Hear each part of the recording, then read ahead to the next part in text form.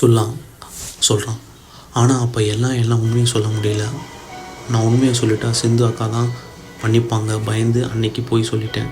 Siva doctor சிந்து அக்காவை கடத்தி போய் மலைக்கோயிலில் வச்சு தாலி கட்டினதாக எல்லாரும் முன்னாடியும் போய் சொன்னேன். சிந்து அக்காவை டாக்டர் லவ் பண்ணது உண்மை தான். நான் அப்படி சொன்னதும் அன்னபூர்ணி அம்மா சிந்து அக்காவை சொன்னது உண்மை நம்பி சிவா டாக்டர் சிந்து அக்காவை கல்யாணம் பண்ணி வச்சு சொல்லிட்டேன். ஸ்னேகா அக்கா கேட்டிங்களா? எல்லாம் உண்மையும் ஒன்று விடாமல் சொல்லிட்டான். சிந்து தனக்கு தானே தாலி கட்டிக்கிட்டு சிவாவை தான் தாலி கட்டினான்னு எல்லாரையும் நம்ப வச்சுட்டா. ஸ்னேகா அதுக்கு அவனுக்கு உதவி பண்ணியிருக்கான் பாருங்கள். இப்போ எல்லாத்தையும் அவனே வாயிலே ஒத்துக்கிட்டான்க்கா. சின்ன பையனுக்கா அவனை கூட மன்னிச்சு விட்டுடலாம். ஆனால் இந்த சிந்துவை இவ்வளோ பெரிய விஷயத்த பிளான் பண்ணியிருக்கான். அவளை நீங்கள் சும்மாவே விடக்கூடாதுக்கா.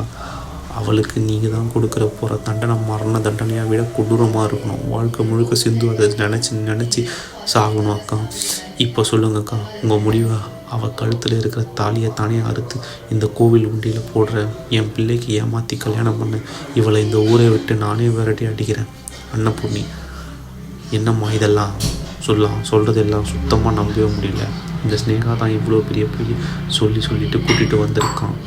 அன்னபூர்ணி என் பொண்ணுக்காக சொன்னால் கூட செத்துருவா. ஆனால் இப்படி ஒரு பாவத்தை அவள் செய்யவே மாட்டாள். என் பிள்ளை மேலே எனக்கு நம்பிக்கை இருக்குது. இதோட முடிச்சிடுறாங்க. தேங்க்ஸ் ஃபார் வாட்சிங்.